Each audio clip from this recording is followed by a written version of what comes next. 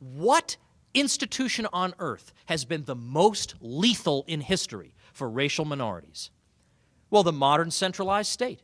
I mean, ask how the Armenians living in the Ottoman Empire were treated, or the Ukrainians in the Soviet Union, or the Asians in Uganda, or, of course, the Jews in Germany. How did they like political centralization? Did they think that it was really helping racial minorities there? Every tyrant who ever lived wants centralized power and despises the idea of nullification. And I know that when you talk about issues like this, somebody inevitably brings up Hitler. I'm sorry to have to be that person.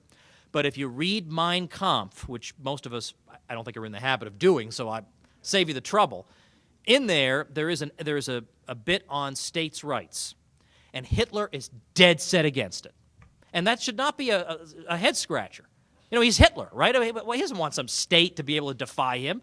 His whole fascist view is that the nation needs to speak with one voice. Well, that's not what the United States is. The United States was supposed to be something different among the nations. Because at the time the United States was being born, there was already a trend towards centralization, and it would accelerate in the 19th century with the unification of Germany, the unification of Italy, centralization in Japan. It's going on everywhere. This idea that became mainstream in the West, that the only way you can organize political society is to have one irresistible power center ruling over a bunch of helpless individuals. But that wasn't the United States model. The United States looked to an older model, the older model in which Western liberty was born.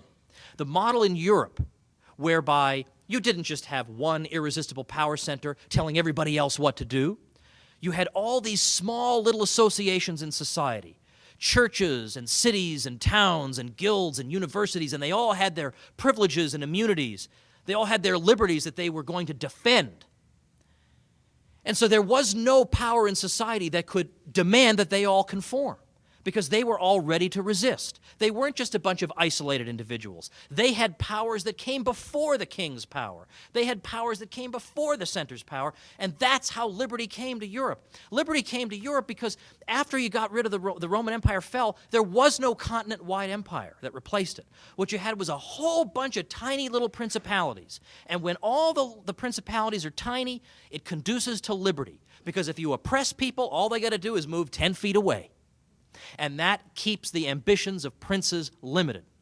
And so that's why it's important for us to remember, to think about, where is liberty most likely to be preserved today? Under one giant jurisdiction or under a multiplicity of competing jurisdictions? Well, we are taught not to think that way. We're taught to think the 19th century and late 18th century French revolutionary heresy of political centralization is the only way of organizing society. The United States was an experiment in saying no to that. Because the United States, if you look in the Constitution, is never once referred to in the singular. It's never referred to in the singular. It's always referred to in the plural, because that's what we are. What makes us great is not that we're a great big country. The Soviet Union was a great big country. China under Mao was a great big country, and tens of millions of people died. That doesn't make you great. And there are tiny little places on the globe that are wonderful and great places to live. Renaissance Florence was a wonderful place to live. It's not the size.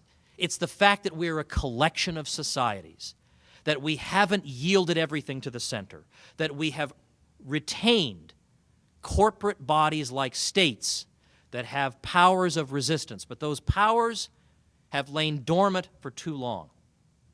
And so now it is time, I suggest, that we have the political imagination, not, thank goodness, to have to think of something from scratch, but to have the presence of mind and the courage to look back to our own tradition and say, no, this is not the way we're supposed to live. We are not supposed to live with over 300 million people accepting the infallible judgments of some king. No, we are supposed to be a free people. The world is full of centralized states. Germany, France, England, everywhere. The world has enough of those. Let's be the exception. Let's be the exception for liberty and be the beacon to the world to reverse this trend and bring back both liberty and civilization to the United States and to the world. Thank you very much.